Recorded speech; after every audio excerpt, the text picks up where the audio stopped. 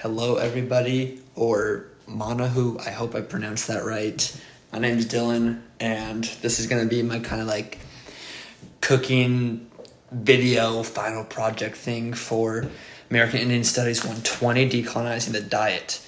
So for my final project, I went for the menu aspect of it. So I planned out a 5-day menu using completely decolonized food. And in this video, I'm only going to make one meal from it. Oh, my cat, sorry. Oh. I'm only going to make one meal from it. It's going to be the lunch meal on day 2, which is going to be a salmon with some wild rice and also some vegetables as well. So that's going to be pretty decolonized because obviously the tribes and whatnot harvest the wild rice and green beans and then caught the salmon in the rivers and whatnot.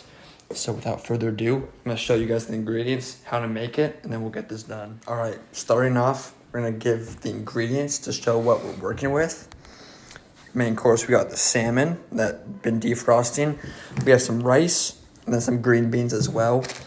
On the salmon, we're going to use a lemon for taste, salt, pepper, a little bit of olive oil, garlic powder, and paprika. On the green beans, we're just going to do a little bit of olive oil and salt, and then on the rice will be nothing. So let's show you guys how to make it. All right, to get everything done at the same time, we're going to start off with the wild rice underneath the salmon, also called manumin. Rice for the native tribes was a sacred food. Wild rice in particular was a sacred food for the tribes. I'm sorry, my cat is like being really annoying. But it was harvested in like shallow lakes and rivers in the Great Lakes region, which is kind of like Michigan, Minnesota, that type of area right there. And they would canoe through the riverbeds and harvest them in like baskets that they weave and whatnot to harvest the stuff that floats to the top.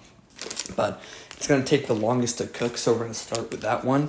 We're just going to put equal parts rice to water in our rice cooker. They obviously did not do this back in the day, but I don't have anything else to make rice with. So we're going to put 1 cup of rice in with a cup of water, and then we're going to start letting it cook.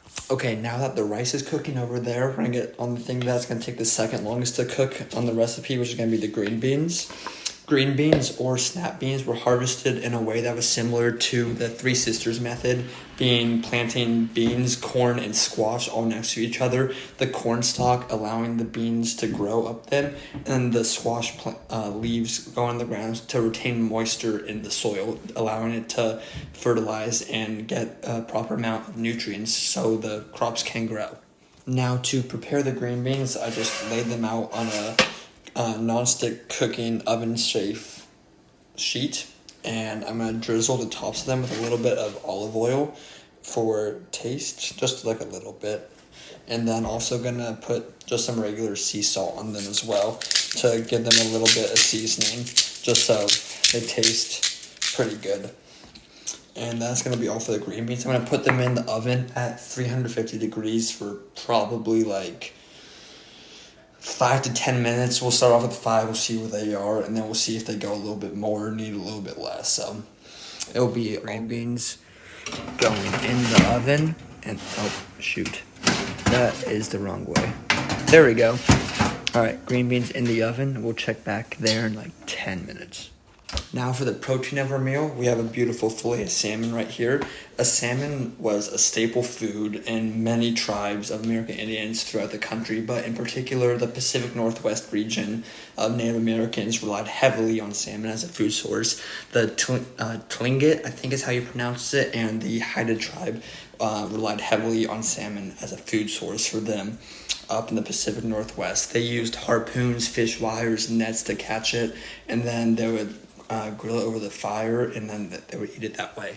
For our salmon, we are going to air fry it because it'll take the quickest amount of time.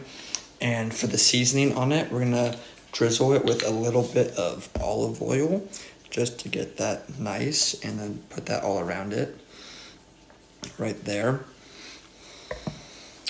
And then we'll use some of the sea salt again. Beautiful. Some black pepper. No cat. some black pepper.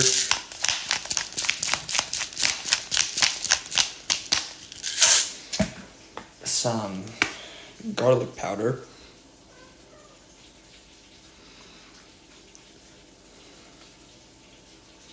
Lovely. And then last but not least, a little bit of paprika as well. And then this is going to go into the air fryer at 400 degrees for roughly, I would say probably like, it's not, oh, there we go. 400 degrees for roughly maybe 7 minutes or so. 7 to 10 minutes. We'll check back on it in 7 minutes. We'll see where it's at. And then if it needs a little bit longer, then we'll keep it in for 10 minutes. All right, so our air fryer is now ready and good to go. So we're going to put the salmon skin down on it for about 7 to 10 minutes, depending on it. So there we go.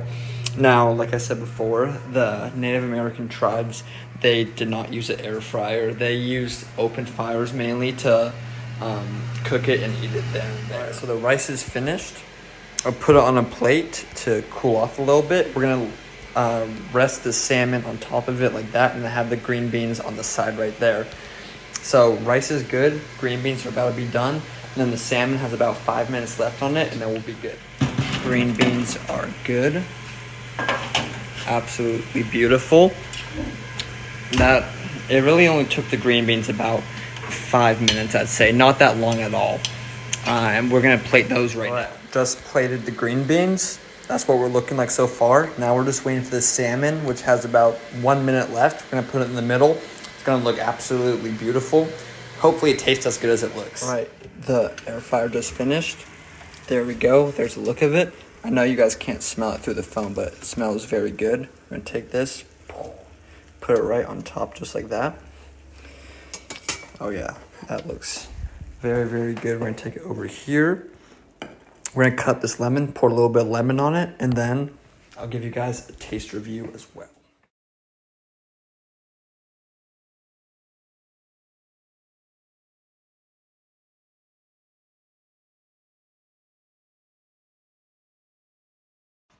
All right, now taste review of it.